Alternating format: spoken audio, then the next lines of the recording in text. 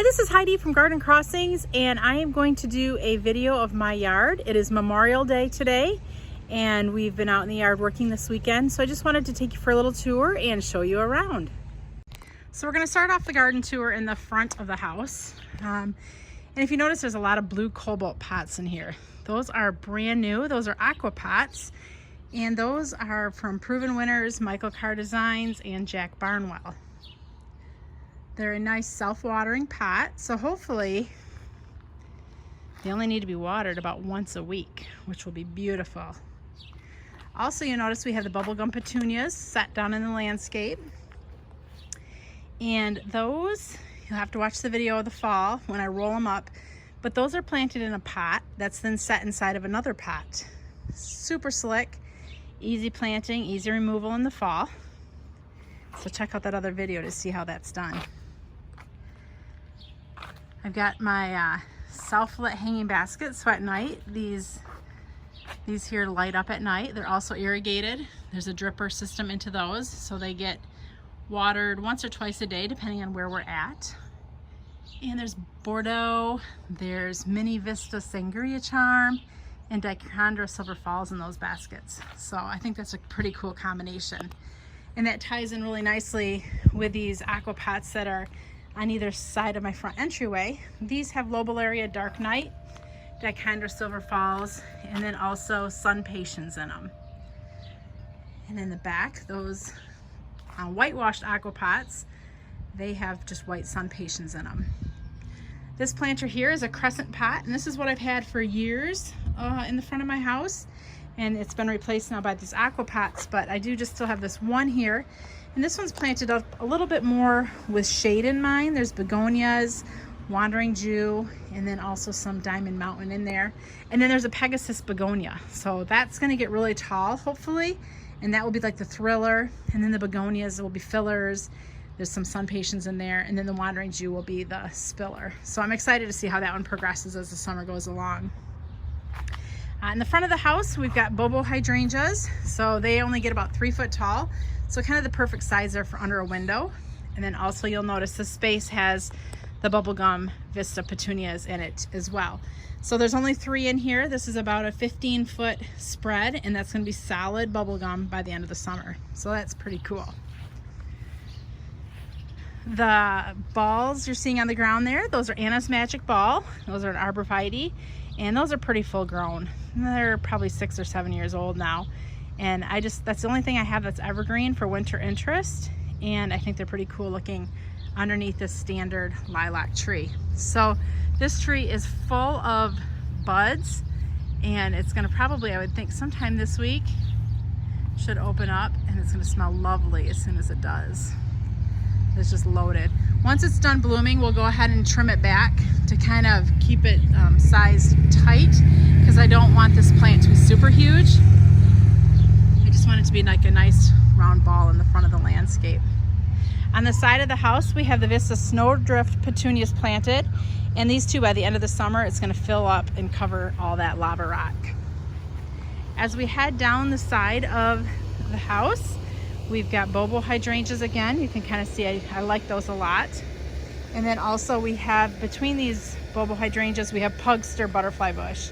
So they're still looking pretty dead looking, but they're not. You see that growth?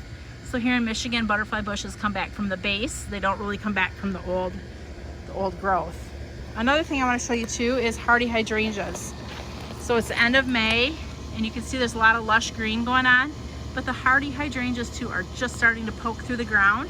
So don't be afraid if you haven't seen any life on your hardy hydrangeas yet, because they are one of the last things you're going to see blooming in your garden. This area here is full of Invincible Ruby, and I think those are going to be Mini Mauvette hydrangeas. Also, I have Clematis in this area and a bunch of cone flowers. So this area really starts showing its color more mid to late summer. Let's get around here.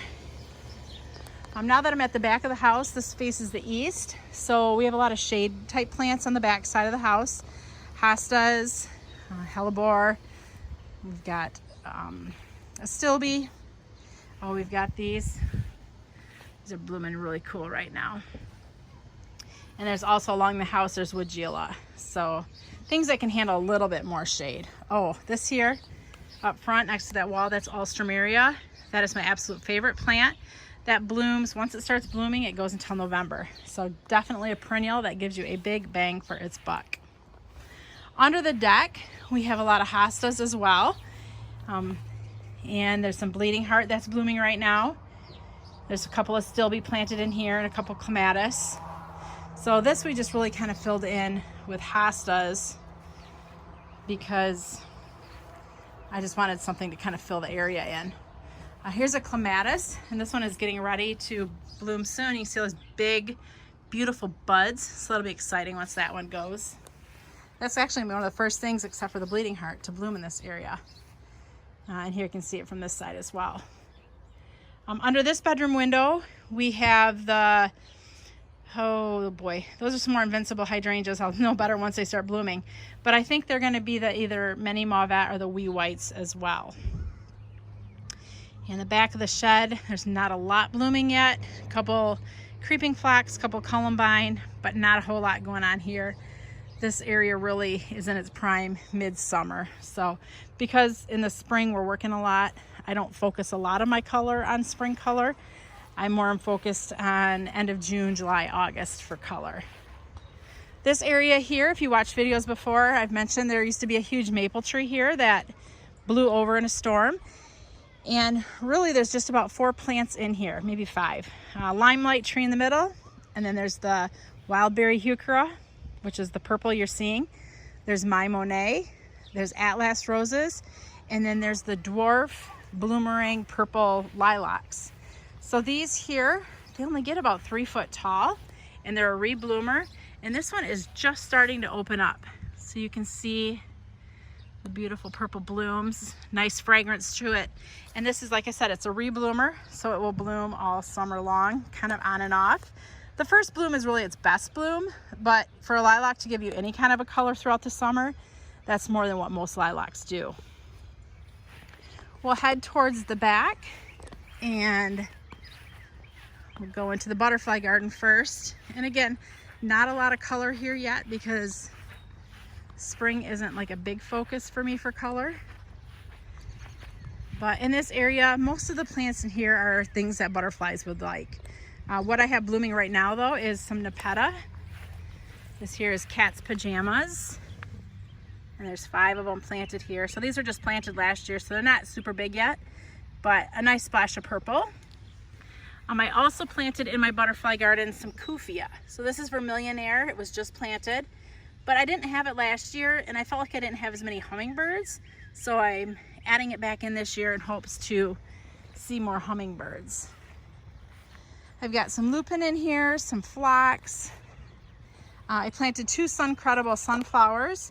So that is a sun-credible and that is a sun-credible.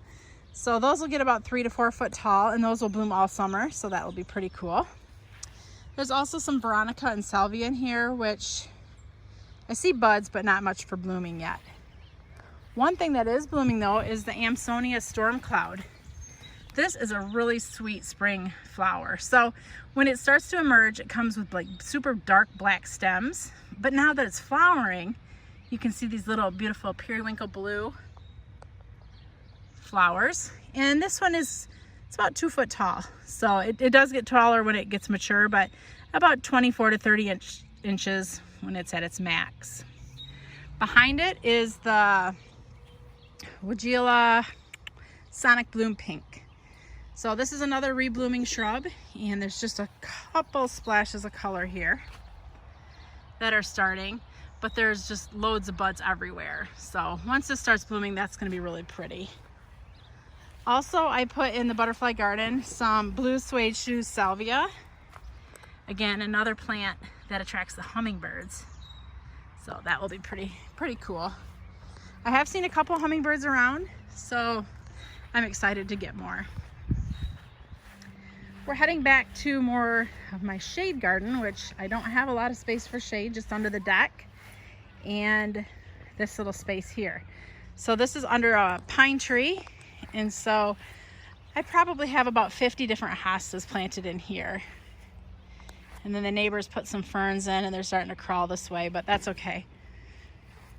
Adds a little bit of texture to this area. So I would say within another couple months, we won't see any pine needles.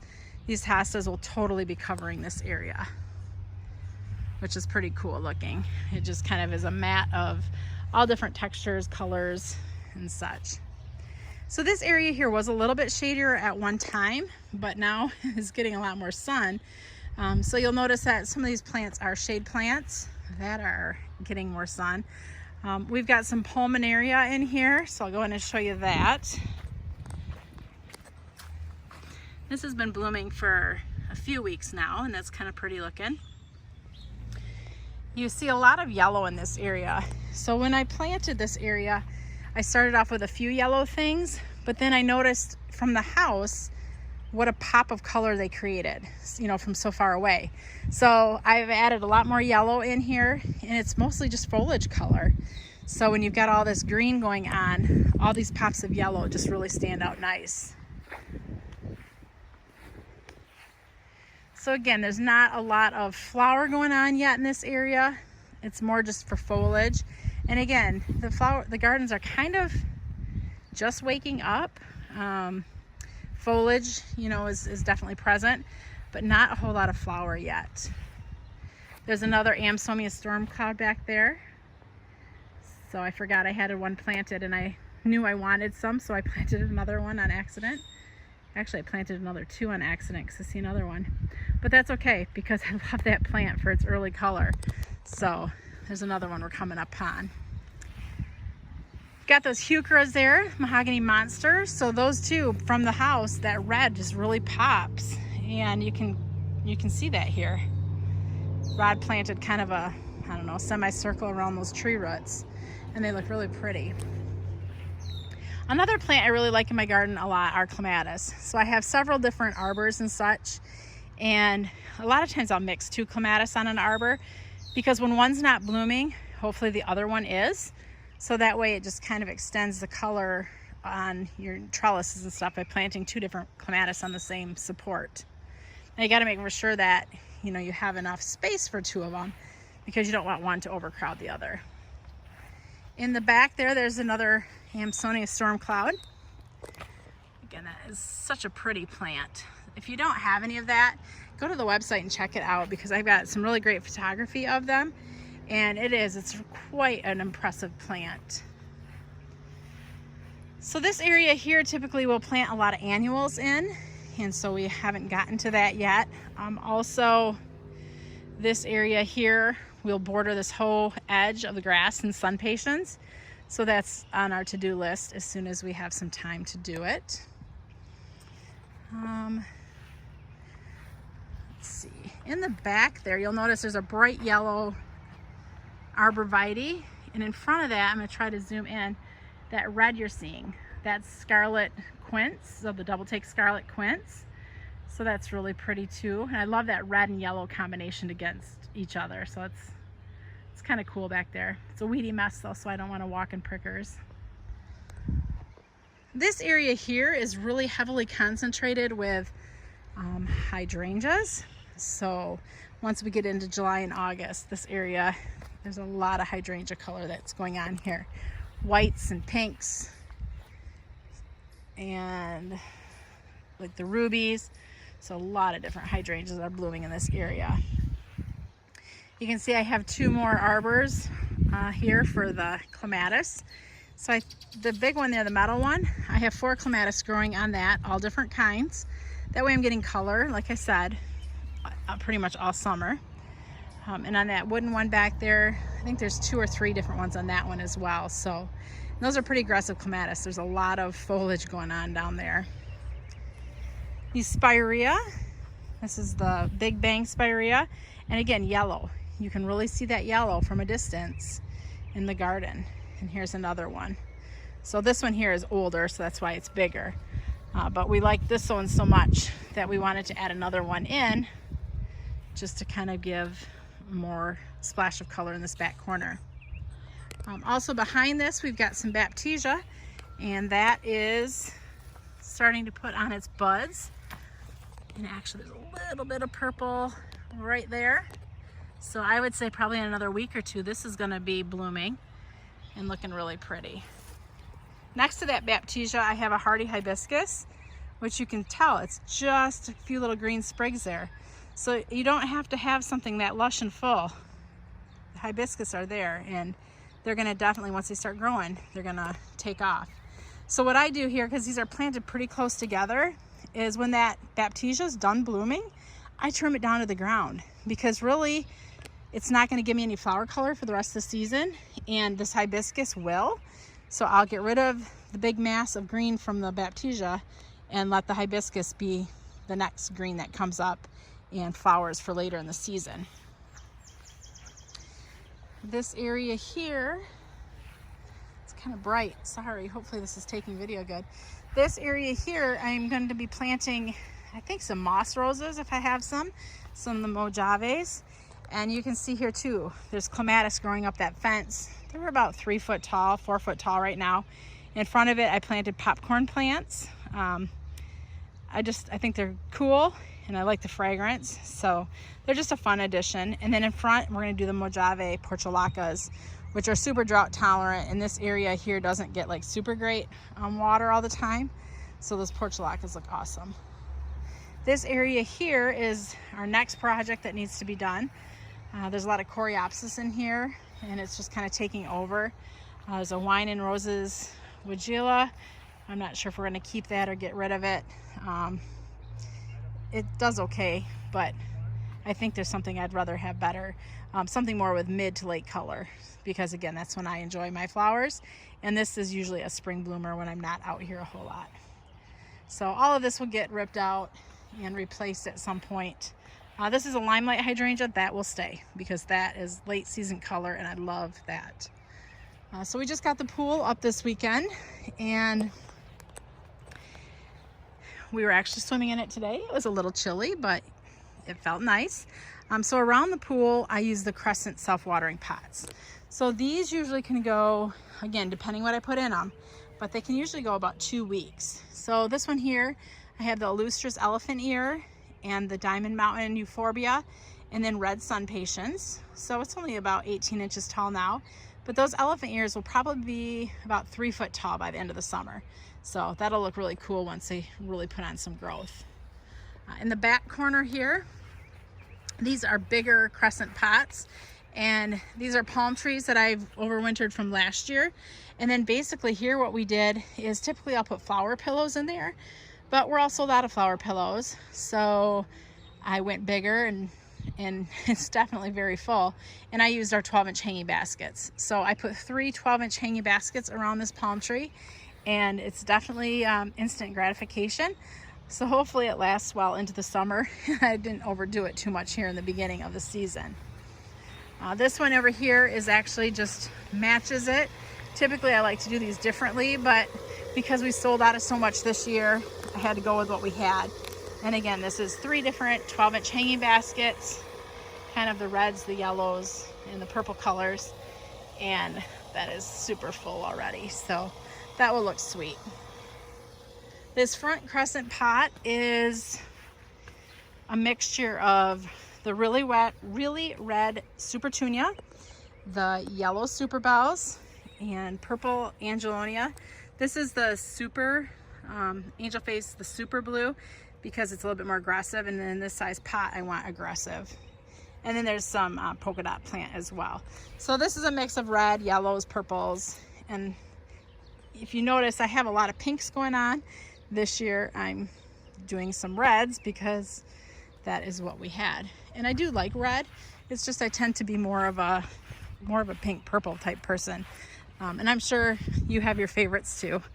So one thing I want to kind of end with is a special thing that we have in our garden, and this came from Rod's grandma. So back in the, I guess, 70s, 80s, the ladies would do ceramics class, and his grandma was one of those ladies that did ceramic class, and she had this Dutch boy and girl. Well, they've been really worn and tattered from being outside for many years, and I got a fresh coat of paint on them this year, and I think they look beautiful. So I don't know about you, if there's something in your garden that brings memories or is something that's been given to you from somebody. This is our something.